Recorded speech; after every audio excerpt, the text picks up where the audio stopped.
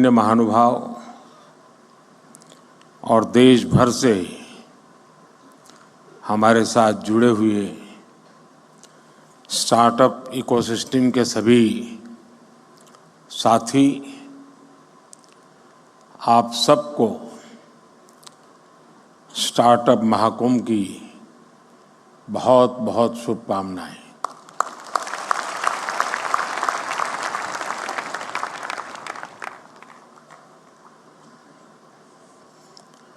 Startup launch तो बहुत लोग करते हैं,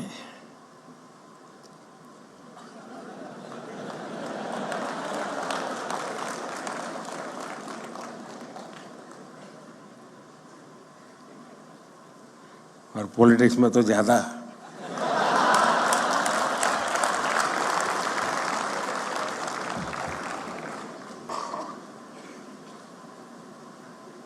और बार बार लॉन्च करना पड़ता है।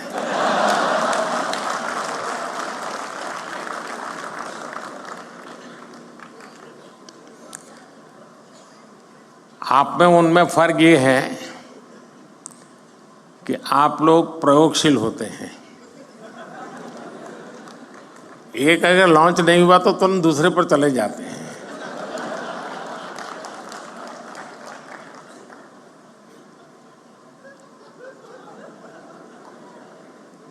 क्यों भाई, पीछे देर हो गई?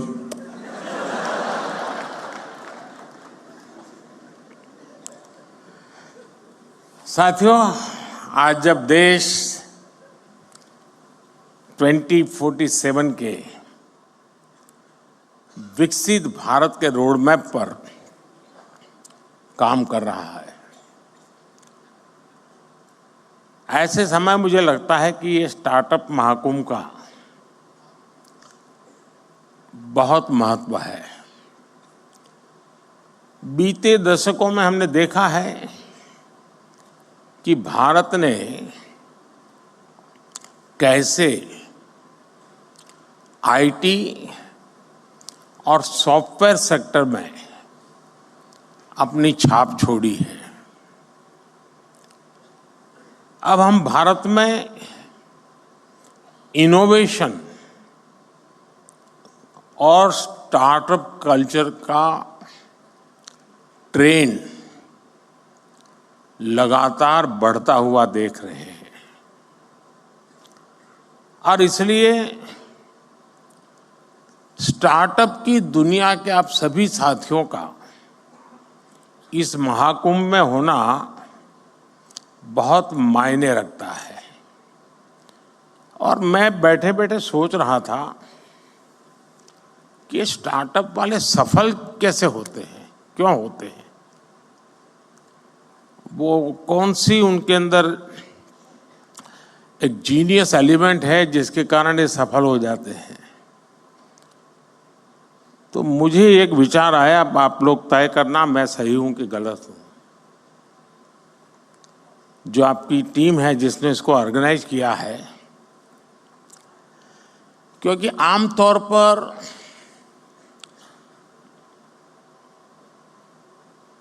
सार्वजनिक जीवन में, उद्योग जगत, व्यापार जगत में कोई भी निर्णय होता है तो उसका संबंध सरकार से होता ही है। और जब सरकार से होता है तो फिर थोड़ा 5 साल का टाइम टेबल रहता है।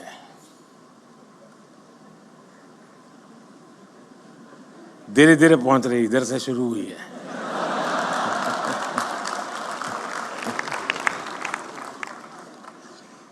और इसलिए आमतौर पर जो व्यापारी मन होता है वो सोचता है, यार चुनाव का वर्ष है, अभी रहने दो, एक बार चुनाव हो जाए, नई सरकार बनेगी तब देखेंगे। ऐसा ही होता है ना। लेकिन आप लोग, इलेक्शन डिक्लेयर हो चुका है, उसके बावजूद भी इतना बड़ा कार्यक्रम कर रहे हैं।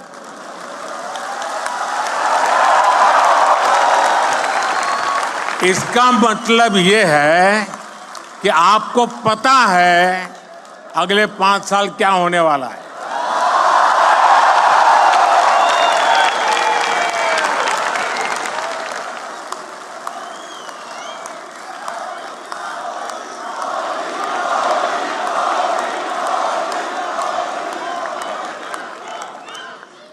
और मैं समझता हूं आपके अंदर ये जो जीनियस चीज पड़ी है ना, वही स्टार्टअप को सफल बनाती होगी।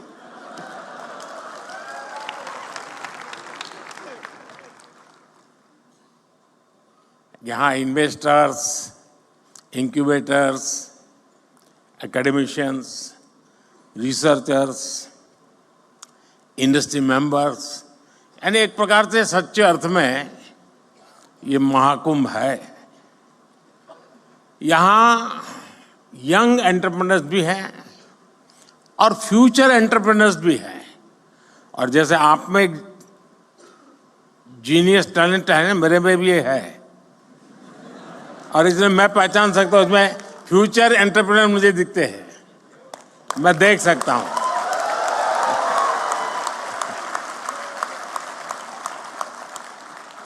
ऐसे में ये एनर्जी, ये वाइब वाकई अद्भुत है। जब मैं पोर्ट्स और एग्जीबिशन स्टॉल से गुजर रहा था तो ये वाइब में फील कर रहा था, और दूर कुछ लोग लगे थे, नारे भी लगा रहे थे,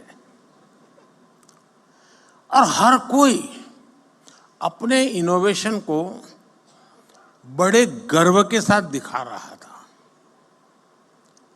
और यहां आकर किसी भी भारतीय को लगेगा कि आज के स्टार्टअप को नहीं, बल्कि कल के यूनिकॉर्न और डेकाकॉर्न को देख रहे हैं।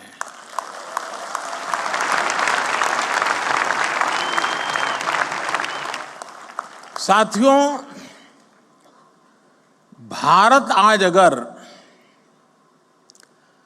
ग्लोबल स्टार्टअप स्पेस के लिए नई उम्मीद, नई ताकत बनकर उभरा है, तो इसके पीछे एक सोचा समझा विजन रहा है। भारत ने सही समय पर सही निर्णय लिए, सही समय पर स्टार्टअप्स को लेकर काम शुरू किया। अब ये समिट तो आप लोगों ने बहुत बड़ी मात्रा में ऑर्गेनाइज की है, लेकिन जब ये शब्द भी का स्टार्टअप नहीं हुआ था, उस समय मैंने एक समिट की थी विज्ञान भवन में। बड़ी मुश्किल से आधा सभागृह भरा था, पीछे भी जैसे सरकार करती है जगह हमने भर दी थी।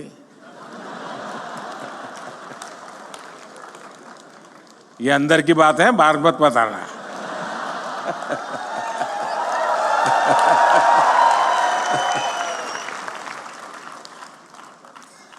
और उस समय देश में जो नए नए कुछ नौजवान, और मैंने startup India, stand up India इसको लॉन्च करने की दिशा में मेरा प्रयास था, और मैं चाहता था कि उसको मैं एक आकर्षण पैदा करूं, यूथ में एक मैसेजिंग करूं। तो कुछ लोगों ने जो इनिशिएटिव लिए थे उनको खोजा देश भर में, भाई कोई कोने में कोई करता है तो जरा देखो। और मैंने 5-7 लोगों को बुलाया था कि जरा भाई आप भी वहां भाषण कीजिए, मेरी कोई सुनेगा नहीं। अब सुनते हैं। मैं उस समय बात कर रहा हूं। तो मुझे बराबर याद है, उस फंक्शन में एक बेटी ने अपना अनुभव सुनाया, शायद यहाँ बैठी भी हो, मुझे मालूम नहीं है। और उसने, वो मूल बंगाली है और माँ बाप ने काफ़ी पढ़ा लिख करके उसको तैयार किया। उसने अपना अनुभव बताया। उसने कहा, मैं, उनकी माता पिता भी पढ़े लिखे हैं, तो बोले मैं घर गई तो मेरी माँ ने पूछा क्या कर रहे हो बेटा, आप काफ़ी पढ़ लिख के आई थी। तो उसने कहा कि मैं स्टार्टअप शुरू करने जा रहे हूँ।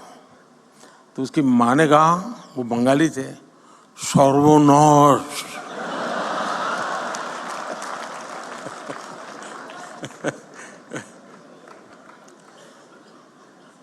बोले सर्वनाश यानी स्टार्टअप यानी सर्वनाश। वहां से शुरू हुई यात्रा, इसका एक सैंपल यहां नजर आ रहा है।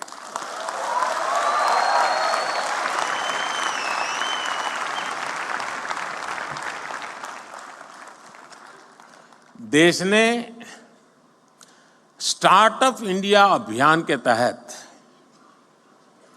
इनोवेटिव आइडियाज को एक प्लेटफॉर्म दिया, उनको फंडिंग के सोर्स से कनेक्ट किया। एजुकेशनल इंस्टीट्यूशंस में इंक्यूबेटर स्थापित करने का अभियान भी चलाया। हमने बिल्कुल उसका बाल वाटिका शुरू की, अटल टिंकरिंग लैब, जैसे एजुकेशन में सबसे शुरू होता है ना केजी का, वैसा ही हमने शुरू किया। और इससे फिर एक स्टेज आकर गया, इंक्यूबेशन सेंटर बनते गए। टियर 2, टियर 3 शहरों के नौजवानों के लिए भी अपने आइडियाज को इंक्यूबेट करने की सुविधा मिलने लगी। आज पूरा देश गर्व से कह सकता है कि हमारा स्टार्टअप इकोसिस्टम सिर्फ बड़े मेट्रो शहर तक सीमित नहीं है। और अभी छोटी सी फिल्म में भी दिखाया गया, ये देश के 600 से अधिक जिलों तक पहुंच चुका है। इसका मतलब है ये एक सामाजिक कल्चर बन गया है। और जब कोई सामाजिक कल्चर बन जाए तो फिर उसको रुकने का कोई कारण ही नहीं होता है, वो नई नई ऊंचाइयों को प्राप्त करता ही करता जाता है। भारत की स्टार्टअप क्रांति का नेतृत्व आज देश के छोटे शहरों के युवा कर रहे हैं। कुछ लोग सोचते हैं कि हमारे स्टार्टअप सिर्फ टैक्स स्पेस तक ही सीमित है, लेकिन मुझे खुशी है कि आज agriculture, textile, medicine, transport, space, even मैंने देखा योगा में स्टार्टअप शुरू हुए हैं। आयुर्वेद में स्टार्टअप शुरू हुआ है। और एक दो नहीं, मैं रुचि लेता हूं तो देखता रहता हूं, 300, 400 की संख्या में है। और हर एक में एक से बढ़कर एक न कुछ नया है जी। कभी तो मुझे भी सोचना पड़ता है कि मैं योगा कर रहा हूं वो ठीक है कि स्टार्टअप वाला कह रहा है वो योगा ठीक है।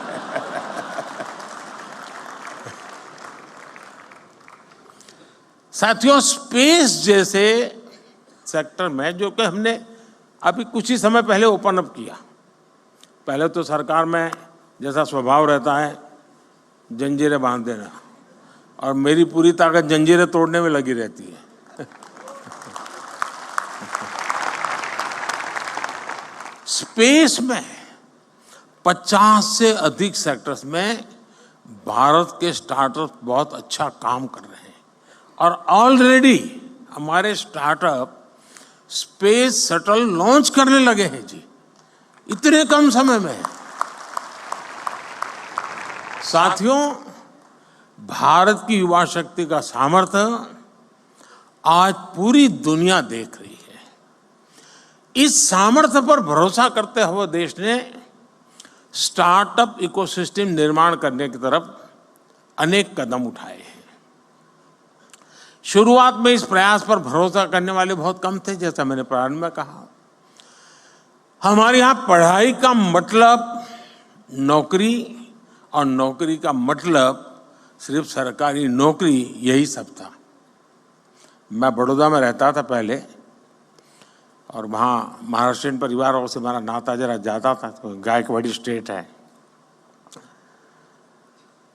तो हमारे कुछ साथी बड़े मजाकिया स्वभाव से कहते थे, अगर बेटी बड़ी हुई, शादी तय करनी है, तो घर में चर्चा क्या होती है, बोले मूला फाल छाना है।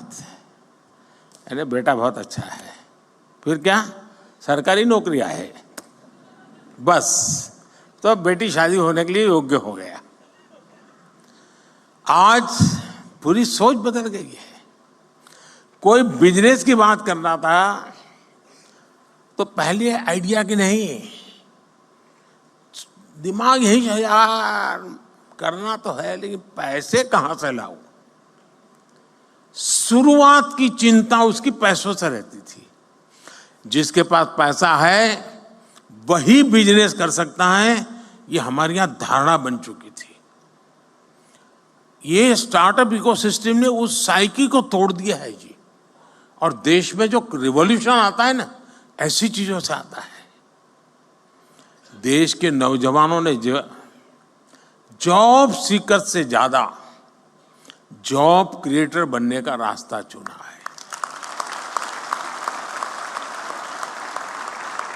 और फिर जब देश ने स्टार्टअप इंडिया अभियान शुरू किया तो देश के युवाओं ने दिखा दिया कि वो क्या कुछ कर सकते हैं। आज भारत दुनिया का तीसरा बड़ा स्टार्टअप इकोसिस्टम है। 2014 में जहां देश में कुछ 100 स्टार्टअप भी नहीं थे, आज भारत में करीब 1.25 लाख रजिस्टर्ड स्टार्टअप्स हैं और इनसे करीब 12 लाख नौजवान सीधे तौर पर जुड़े हुए हैं। हमारे पास 110 से ज्यादा यूनिकॉर्न्स हैं। हमारे स्टार्टअप्स ने लगभग 12,000 पैटेंट्स फाइल किए हैं और बहुत सारे स्टार्टअप्स ऐसे हैं जो अभी तक वो पेटेंट के महत्व नहीं समझे हैं। मैं अभी भी मिल के आया, मैंने पहला ही पूछा, मैंने कहा पेटेंट हुआ गया? नहीं, बोले प्रोसेस में है। मेरा आप सबसे आग्रह है उस काम को साथ साथ चालू ही कर दीजिए, क्योंकि आज दुनिया इतनी तेजी से बदल रही है, पता नहीं कौन कहां हाथ मार ले।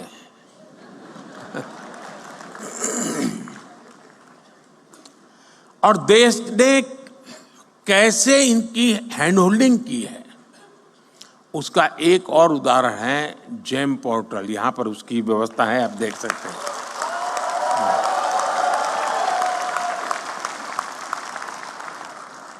आज ये स्टार्टअप सिर्फ जेम पोर्टल पर ही करीब 20,000 करोड़ रुपए से ज्यादा का कारोबार कर चुके हैं। यानी सरकार ने एक प्लेटफॉर्म बनाया, आप वहां पहुंचे और इतने कम समय में 20-22 साल की आयु के नौजवान 20,000 करोड़ का कारोबार कर ले प्लेटफॉर्म पर, ये बहुत बड़ी बात है जी। आप सभी इस बात के गवाह हैं कि आज का युवा अब डॉक्टर, इंजीनियर के साथ साथ एक इनोवेटर बनने का सपना, अपने स्टार्टअप का सपना भी देखने लगा है। ये मैं समझता हूं उसके पास जो टैलेंट है या जो उसकी ट्रेनिंग है, स्टार्टअप के माध्यम से वो एक नए क्षेत्र में प्रवेश कर रहा है। आज मैं देखता हूं कि कैसे युवा अपने स्टार्टअप के दम पर अलग अलग सेक्टर्स में छाए हुए हैं। और मुझे तो पक्का विश्वास है कि 2019 का जब चुनाव आएगा ना, उस समय कम से कम 1,000 स्टार्टअप ऐसे होंगे जो इसकी सेवाएं पॉलिटिकल पार्टियां लेती होगी। वो ऐसे ऐसे चीजें लेकर के आएंगे और उसको भी लगेगा हाँ यार, इस तरीके से पहुंच रहा अच्छा है, ये सरल रास्ता है। यानी कहने का मेरा तात्पर्य है कि हर क्षेत्र में, चाहे वो सेवा का क्षेत्र हो, कम्युनिकेशन का क्षेत्र हो, नौजवान नए आइडिया लेकर के आते हैं, कम से कम रिक्वायरमेंट के साथ वो परफॉर्म करने लग जाते हैं। और मैं मानता हूं इसी ने इसकी ताकत बहुत बढ़ाई है। कोई, मैंने देखा आज जो ट्रेडिशनल खान पान की चीजें हैं उसमें बिजनेस में आगे बढ़ रहा है। कोई मेडिकल के इक्विपमेंट इस प्रकार से बना रहे हैं कि भाई आपको आसानी से आप अपना देख सकते हैं। यानी कोई सोशल मीडिया के ग्लोबल जायंट्स से मुकाबला करने की तैयारी कर रहा है। यही सपने हैं, यही स्पिरिट है, यही शक्ति है। इसीलिए लोग कहते हैं मैं इसे नष्ट करूंगा।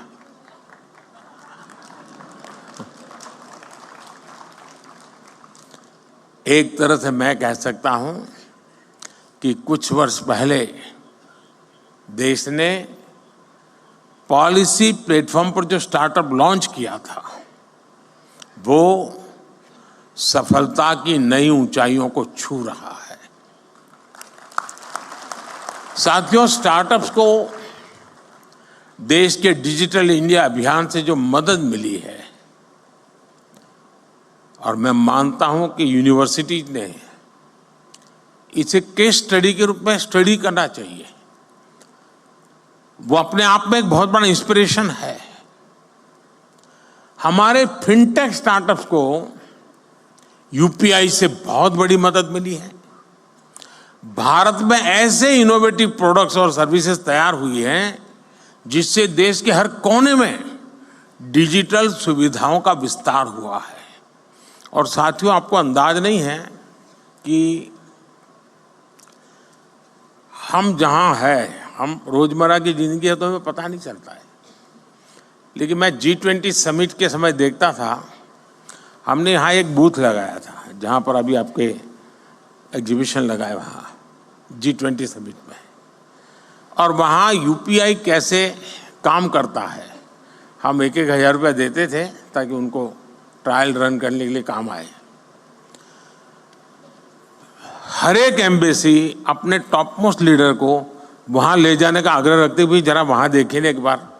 यानी वहाँ लाइन लगी रही थी बड़े बड़े नेताओं की कि यूपीआई है क्या, काम कैसे करता है, और उनके लिए बड़ा अजूबा था। हमारे यहाँ गांव में सब्जी वाला भी बड़े आराम से कर लेता है।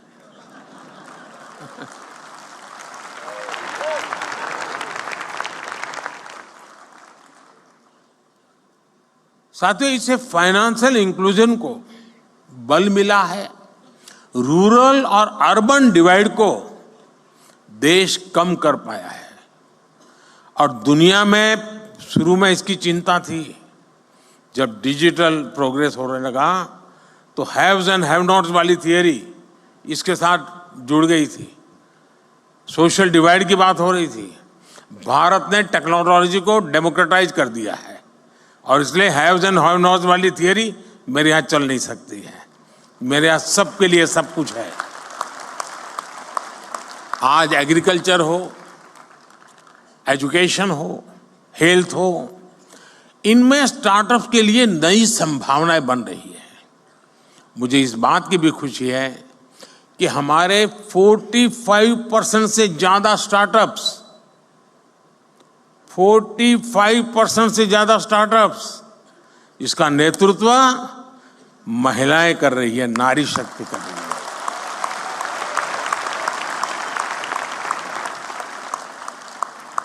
इस ताकत का कोई अंदाज नहीं लगा सकता जी। ये पूरा एडिशनल बेनिफिट है देश को। हमारी बेटियां कटिंग एज इनोवेशन से देश की समृद्धि की तरफ ले जा रही है जी।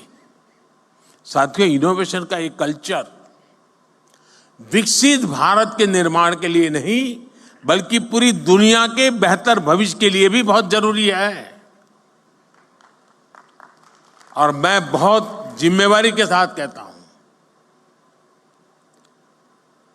विश्व के बेहतर भविष्य की बात मैं कर रहा हूं, और मेरी ताकत पर नहीं, आपके सामर्थ्य पर मेरा भरोसा है।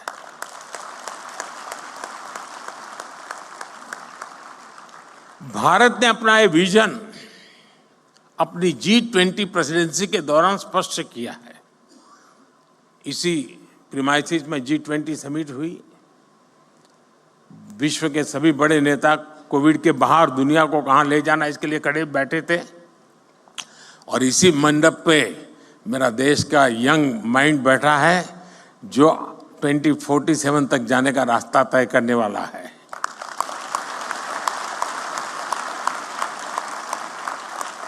भारत ने स्टार्टअप 20 के तहत दुनिया भर के स्टार्टअप इकोसिस्टम को एक साथ लाने का प्रयास किया है। इसी भारत मंडप में G20 के दिल्ली डिक्लेरेशन में पहली बार स्टार्टअप्स को न सिर्फ इंक्लूड किया गया बल्कि उन्हें नेचुरल इंजन ऑफ ग्रोथ भी माना गया। मैं जरूर कहूंगा कि आप G20 का ये डॉक्यूमेंट जरूर देखें आप, यानी किस लेवल पर हम चीज को ले गए हैं। अब हम AI टेक्नोलॉजी से जुड़े एक नए युग में है और आज दुनिया इस बात को मान के चलती है कि AI मतलब इंडिया का अपर हैंड रहने वाला है जी, ये दुनिया मान के चल रही है। अब हमारा काम है मौका नहीं छोड़ना है। और मैं काफी मदद ले रहा हूं ये AI की आजकल, क्योंकि मुझे मालूम है मुझे इलेक्शन कैंपेन में लैंग्वेज की सीमाएं आती है तो मैं AI की मदद से तमिल में भी मेरी बात पहुंचा रहा हूं, तेलुगु में पहुंचा रहा हूं, उड़िया में पहुंचा रहा हूं। तो आप जैसे नौजवान ये काम करते हैं तो मेरा भी काम हो जाता है। पहले मैं देख रहा था कोई मुझे मिलता था तो एक जमाना था पहले ऑटोग्राफ मांगते थे, धीरे धीरे फोटोग्राफ मांगने लगे, अब सेल्फी मांगने लगे, अब तीनों मांग रहे हैं, सेल्फी चाहिए, फोटोग्राफ चाहिए, ऑटोग्राफ चाहिए। अब करे क्या? तो मैंने AI वाली मदद ले ली। मैंने अपने नमो ऐप पर एक व्यवस्था खड़ी कर दी, अगर मैं यहाँ से गुजर रहा हूँ और कहीं पर एक कोने पर आपका आधा चेहरा भी आ गया तो AI की मदद से आप निकाल सकते हैं मोदी के साथ मैं खड़ा हूँ।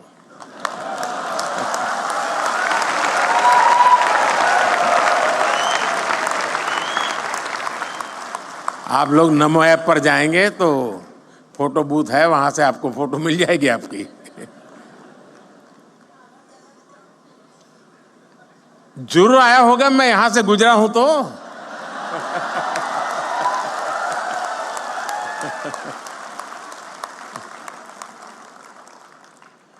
साथियों, इसलिए भारत के यंग इनोवेटर्स के लिए और ग्लोबल इन्वेस्टर्स के लिए AI एक ऐसा क्षेत्र अनगिनत नए अवसर लेकर के आया है।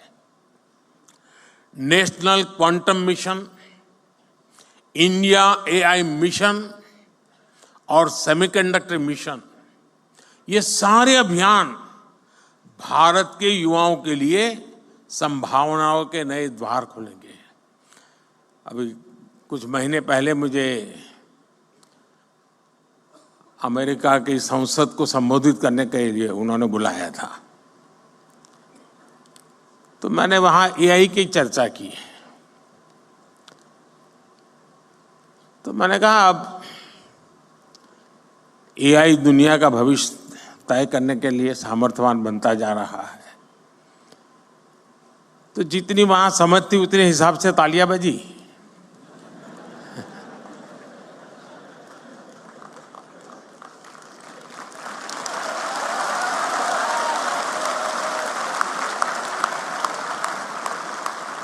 फिर मैंने कहा कि मेरा AI का मतलब है America India.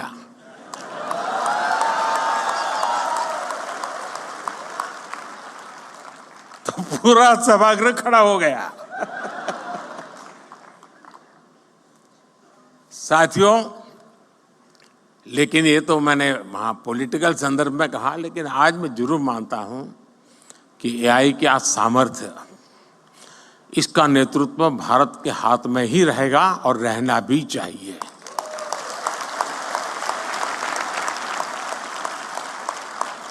Indian solutions for global applications की भावना, मुझे पक्का विश्वास है, बहुत बड़ी मदद करेगी। भारत के युवा इनोवेटर जिन प्रॉब्लम्स का सॉल्यूशन ढूंढेंगे वो दुनिया के अनेक देशों की मदद करेगा। मैं पिछले दिनों को एक प्रयोग करता रहता हूं मैं दुनिया के कई देशों के साथ हमारे देश के बच्चों के हैकाथॉन करवाता हूँ। 30-40 घंटे ये बच्चे ऑनलाइन जुड़ करके हैकाथॉन करते हैं। मिक्स टीम बनती है, जैसे मानो सिंगापुर इंडिया है तो सिंगापुर के बच्चे इंडिया के बच्चे साथ में प्रॉब्लम सॉल्व करते हैं। मैंने देखा है कि भारत के बच्चों के साथ हैकाथॉन करने के लिए दुनिया में बहुत बड़ा आकर्षण पैदा हुआ है। फिर मैं उनको कहता हूँ, यार तुम जमोगे नहीं उनके साथ? बोले साहब जमेंगे नहीं लेकिन सीखेंगे तो।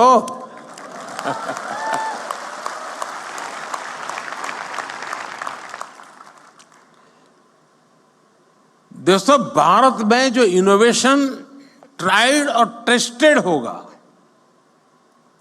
वो दुनिया की हर ज्योग्राफी और डेमोग्राफी में सक्सेसफुल होगा, क्योंकि हमारे यहां सब नमूने हैं।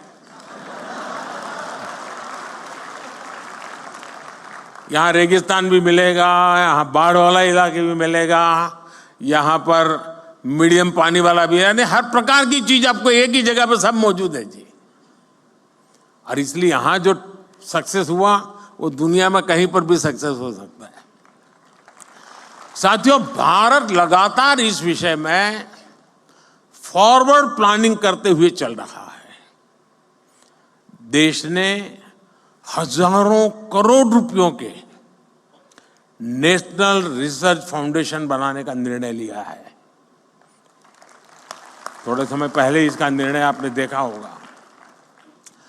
और इंटरिम जो बजट हमने रखा था, हमारे देश में कुछ चीज़ों की चर्चा करने के लिए लोगों को फुर्सत नहीं है, क्योंकि फालतू चीज़ों में उनका टाइम बहुत जाता है। इस इंटरिम बजट में, क्योंकि पूरा बजट तो अभी जब मैं दोबारा आऊंगा तब आएगा,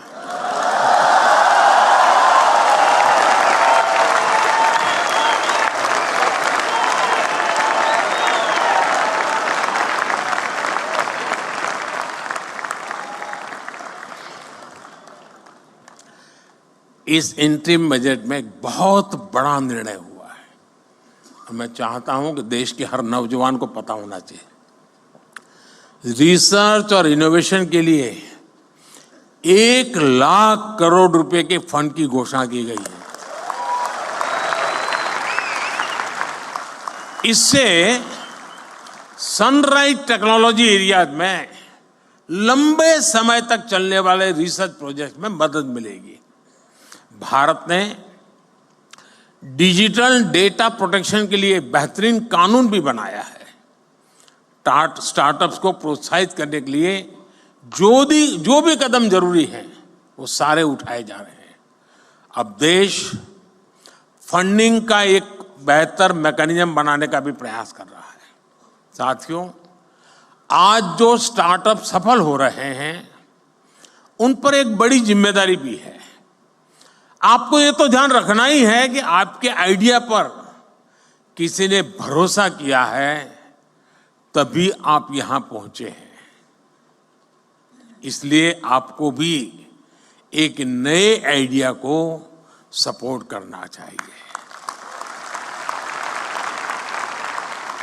कोई तो था जिसने आपका हाथ पकड़ा था, आप भी किसी का हाथ पकड़िए।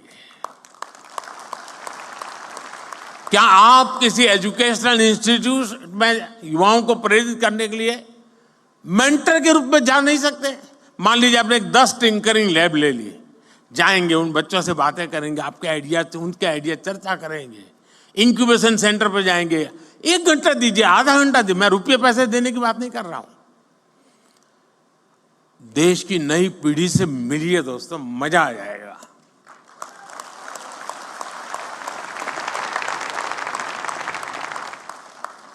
आप कॉलेजों में, यूनिवर्सिटीज में स्टूडेंट से मिल करके उन्हें गाइड कर सकते हैं, क्योंकि आपके पास कहने को एक सक्सेस स्टोरी है।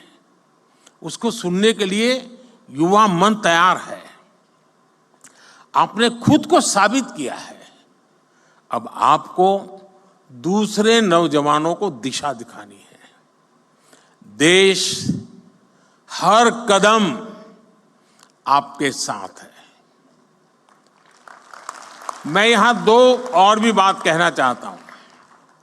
ये जो मैं सरकार में एक काम करता हूं, थोड़ा अंदर की बात बताता हूं, मीडिया में नहीं जानी चाहिए।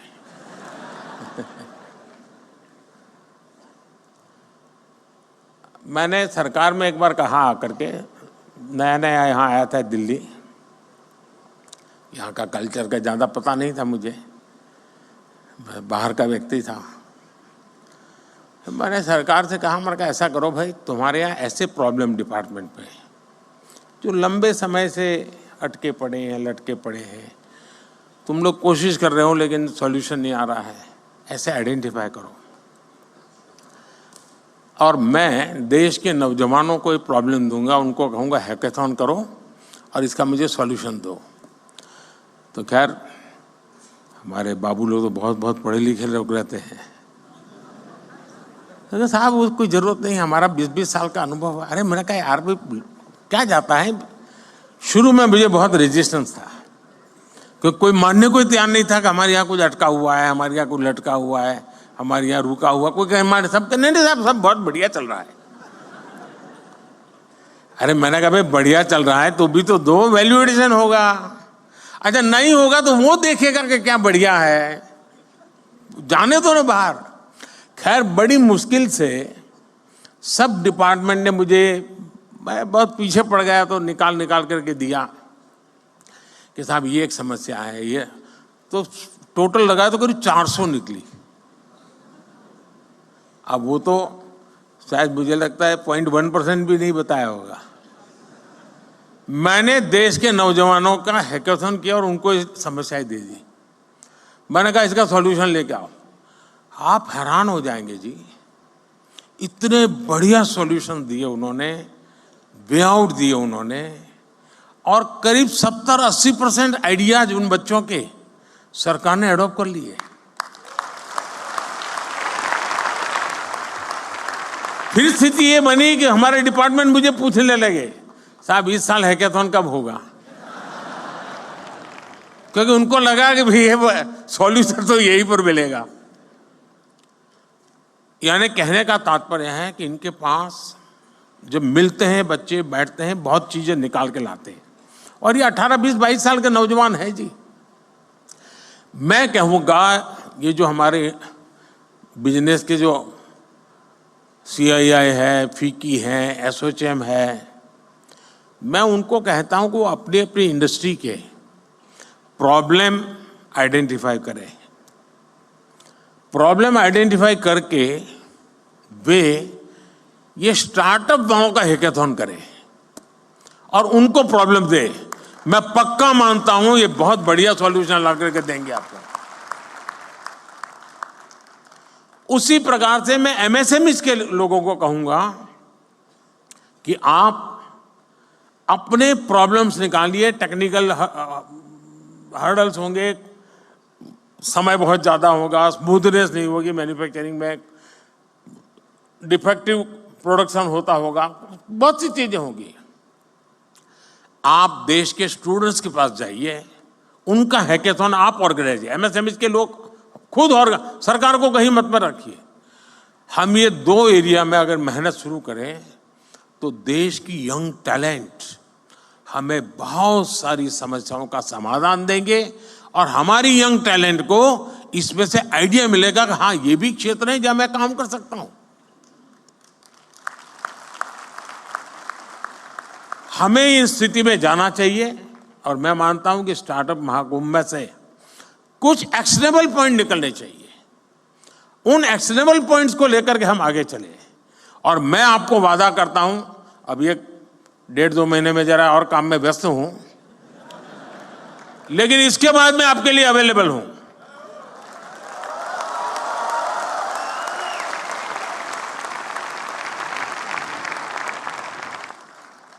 मैं यही चाहूंगा कि आप आगे बढ़े, नए स्टार्टअप बनाए, खुद की भी मदद करें, दूसरों की मदद करें। आप इनोवेशन जारी रखें, इनोवेटर्स को अपना सहयोग जारी रखें। आपके एस्पिरेशंस ही भारत के एस्पिरेशंस है। भारत को 11वें नंबर से 5वें नंबर की इकोनॉमी बना दिया और इसमें बहुत बड़ी भूमिका मेरे देश के नौजवानों की है, आपकी है। अब भारत को, और मैंने हिंदुस्तान को गारंटी दी है कि मेरे तीसरे टर्म में मैं देश को दुनिया की तीसरी इकोनॉमी बना करके रहूंगा।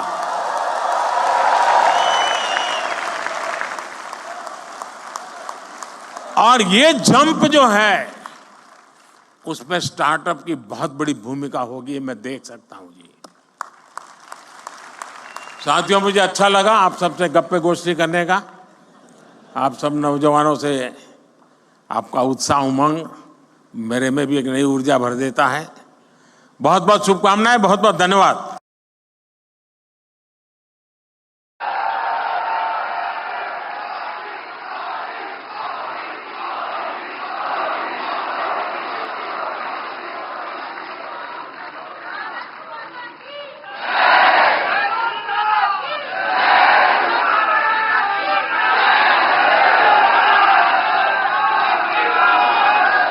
हमारे आत्मविश्वासी, मुखर नए भारत के कहानीकार, हमारे डिजिटल कंटेंट क्रिएटर्स की प्रतिभा को सम्मान देने के लिए, नेशनल क्रिएटर्स अवार्ड का मंच प्रदान करने के लिए, इस विजन को सामने लाने के लिए माननीय प्रधानमंत्री जी का बहुत बहुत आभार।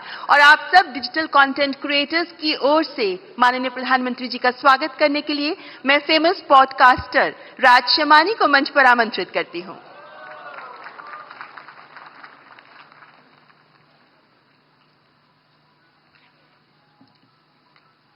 I'm honored to introduce the next person on the stage who needs no introduction. But before I do that, I want you to thank your stars.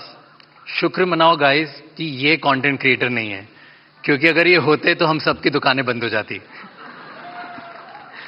Because जब ये रील बनाते हैं